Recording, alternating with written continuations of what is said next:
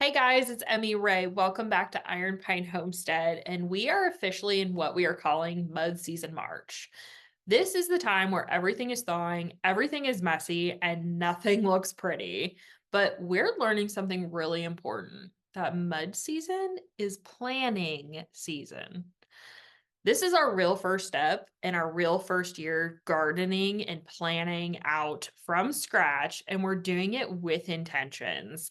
We're also going to try to do it on a budget. So for us, March kind of feels like nothing is happening. It is that time between spring and winter where it's just a lull. But what if I told you that everything may not be happening in blooms, but it's happening underground? And honestly, here at Iron Pine, we're feeling that because for us, we're not necessarily blooming big on the surface, but a lot of things are happening in the background for us. We're sketching out those garden layouts. We're pricing out the soil and composts. We're trying to figure out what we can realistically grow.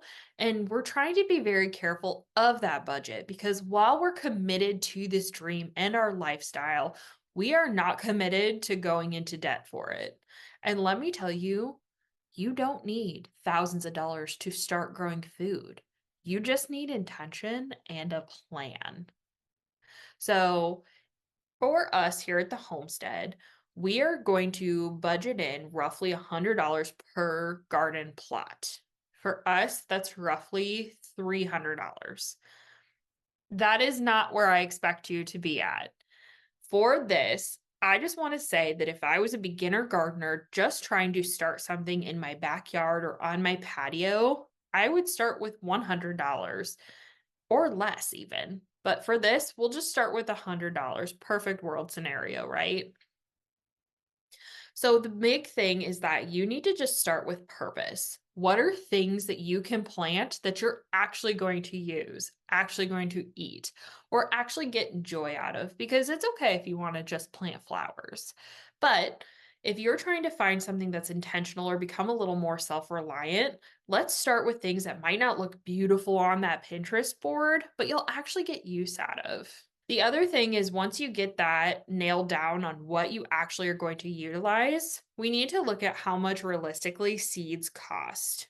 And are you going to start with seeds or are you going to start with starter plants? There is no shame in starting with starter plants because some people just don't have the patience or the time to start seeds. You have to start with that starter plant, and I'm not going to shame you for that. But hear me out. If you started with seeds, it may cost you less because seed packets are roughly $2 to $4, while started plants are going to cost you possibly even more than that per plant. And with seeds, you get a lot of seeds in these packets. And while you might not need all of the seeds that are in there, maybe you and a friend can go to the store and go in together on getting seeds and start growing gardens together. Having that support will also help you, but that's fine if that's not where you're at. Or if you just want to get the seeds or just get the starter plants, that's okay. Start where you are. Another thing is use what you already have. We're going to be reusing containers. We're going to be checking Facebook Marketplace. We have additional wood on property that we can utilize for different parts of our garden beds. We also have a compost hookup, but you can start to learn to compost or, check those Facebook Marketplace places or start in your community because homesteading, I'm learning, isn't always about aesthetic. It's about being resourceful. And you will be surprised that if you just let a neighbor or a friend or your community know, hey, I'm starting my first garden. Can anybody help me out? You will be surprised at how quickly you can find supplies or support in your community. So if I had to break it down for that $100, I would only spend maybe $20, if not less even, on just basic tools. Now, we're talking the trowels or gardening gloves, something simple that you're actually going to get use out of. You don't need to go buy the $200 rake for a little container garden. You can start even with just your hands and cut that budget out completely. Or if you know somebody who has extra gardening gloves, just ask them. I would only spend roughly $20 on gardening supplies, as in the tools.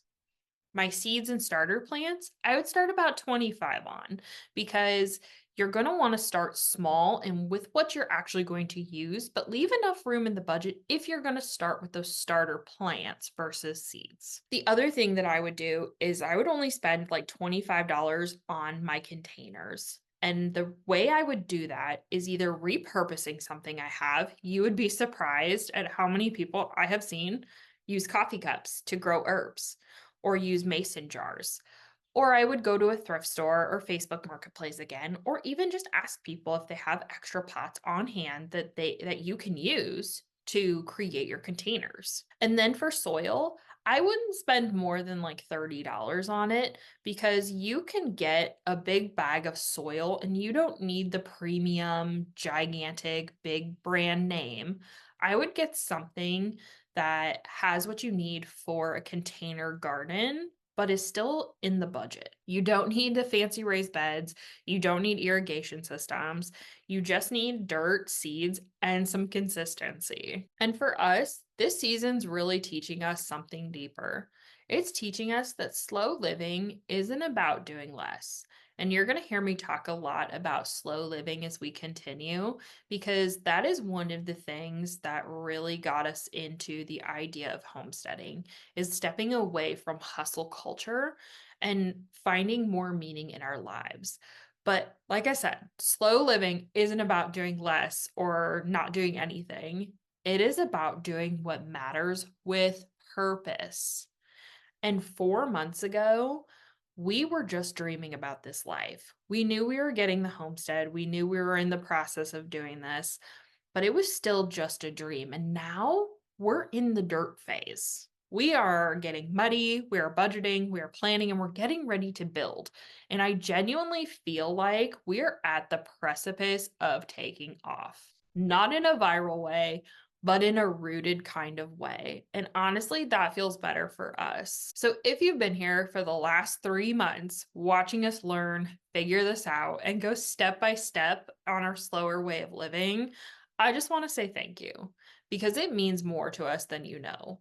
We're still beginners, but we're committed and we're really excited about these next stages. I hope that you find some sort of meaning or some sort of inspiration as we continue to grow because we're just growing alongside you. We've never done this before, and we didn't come into this with the idea that we were going to have to work for it. In fact, we all had the idea of the beautiful homestead with gardens that just looked like they were out of a fairy tale. Let me tell you, that's not how it happened. And if you're following the blog or our other social media, you will 100% know what I'm talking about. But I wouldn't trade it for the world because this is teaching us so much as we continue to go. And I hope you find some benefit from it because, again, we are so appreciative to be where we are and so grateful that you are on this journey with us. Now, I want to leave you with something. I want to challenge you with one small step that you can take this month toward a more self sufficient or a slower living vibe. Maybe it's plotting your garden. Maybe it's starting herbs in a windowsill. Maybe it's learning how to compost or just writing down what you want your dream life to feel like. I'm not asking you to overhaul.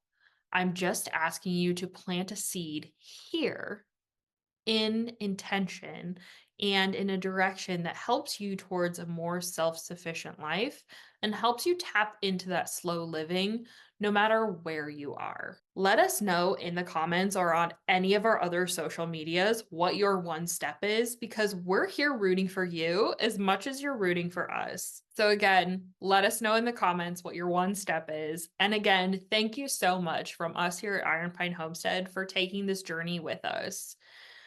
That's it, guys. Welcome to Mud Season March, and let's get planning.